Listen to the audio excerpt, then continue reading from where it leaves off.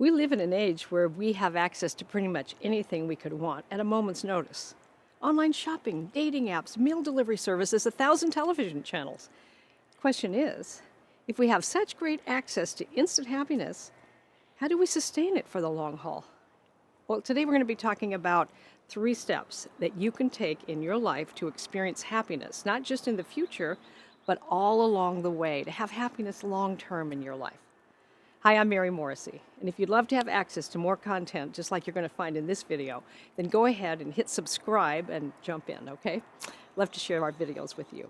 All right, Raymond Charles Barker, the author of The Power of Decision, wrote this: "Happiness is genuine satisfaction with your present experience."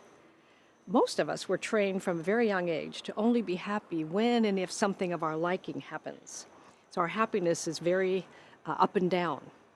But if you've ever waited for the day that something would happen, and then that day finally came, you may have found that soon after, the happiness you thought it was going to bring you actually didn't last.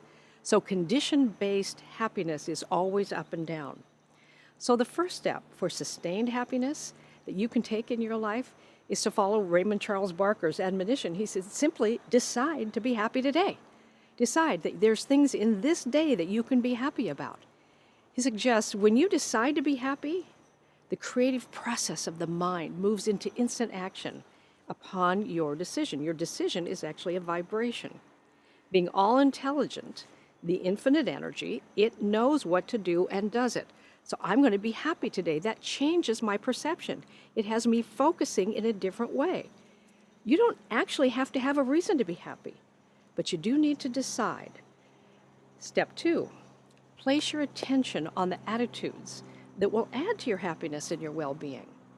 Viktor Frankl, author of Man's Search for Meaning, said, "When we are no longer able to change a situation, we are challenged then to change ourselves." We can't change every situation in our life, but we can always change our perception, our decision about who we're going to be inside that condition. But it takes practice, and it's not easy. It takes practice to shift your attention from negative or contractive, to focus on what's wrong and missing, to a more positive or expansive or grateful focus, and then hold it there long enough for it to register in the subconscious mind. But the power is, once we've decided to be happy, then we have the opportunity to look back that up until now we have held our attitudes and what that's done for us, and now we can change our attitude. Earl Nightingale once said that the most successful people on the planet have one thing that other people don't bring, and something that every one of us can bring, and that's a positive attitude. A no matter what positive attitude, where we look for the good. So there was a little girl once that was a younger sibling of several siblings, and this was many, many years ago, and I read about her because I thought this was such a powerful story to me about my own attitude. So, she was 13. She was going into the 8th grade, and she was getting the hand-me-down clothes that she got every year. But this year she prayed for some pretty shoes, because all the other girls that were now in the 8th grade were going to have pretty shoes. And the day that the shoes arrived that were handed down from other families, she got a pair of old, clunky, heavy Oxfords. They were worn, and even the shoelaces were tattered. And she was just so disappointed and desperate about how was she going to go to school and be in the 8th grade with these old clunky shoes. And so she went to the school bus stop where the kids gathered, and she started talking to the kids and inviting them to look at things around. And she went into school and on the playground, and in the break she was talking to kids, helping them, even organizing games, things she had never done before. And about the second week, the girls that she'd always wanted to hang out with, who are now hanging out with her, said, "What happened to you over the summer? You used to kind of be held back. You didn't say much. Now you're talking. You're fun to be around. We're really enjoying you." And she realized that when she got those bad shoes, those shoes she didn't want, she'd been saying a prayer, "God, change my shoes, change my shoes." And then she realized God had changed something much more important, or she had changed something much more important. God hadn't changed the shoes.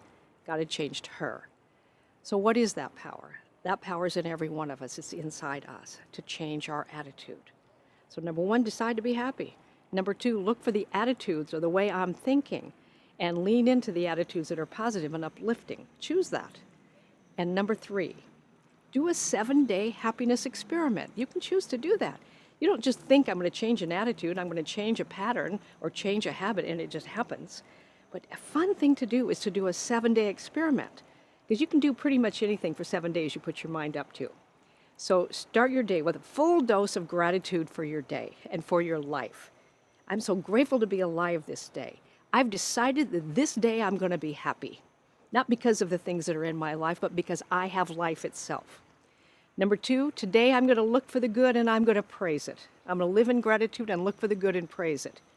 And number 3, I'm going to practice bringing that light, that increase of energy wherever I go, just like the little girl who got her attention off what she didn't have and started bringing positive energy wherever she went. So remember this, the infinite is never bored. So try new foods, smile more than your habit tells you, do some new things, let yourself live into the life that's offered right here. You can step out and enjoy nature. The opportunity and the possibility for a happiness like you've never known is right here. And the only block is between ourselves and that happiness. Decide that you'll be happy. Place your attention on the attitudes that add to happiness and well-being. Do a 7-day experiment in happiness. So if you will join me in the 7-day experiment, and if so, then which day are you going to start? And go ahead and share that in your thoughts with me in the comment section below. I'd love to hear from you.